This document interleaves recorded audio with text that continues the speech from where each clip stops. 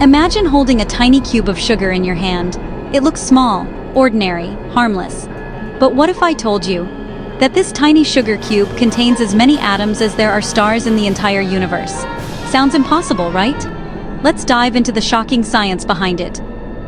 First, let's talk about atoms. An atom is unbelievably small. The radius of a single atom is about 1/10 of a billionth of a meter. That's 0.000000001 meters. If an atom were the size of a marble, then a human would be larger than the Earth. Atoms are so tiny that millions of them can fit across the width of a human hair. A sugar cube may look solid, but it's actually made of atoms, trillions upon trillions of them. Each sugar molecule is built from carbon, hydrogen, and oxygen atoms. And when these atoms bond together, they create the structure we call sugar. Even a single grain of sugar contains more atoms than there are people on Earth.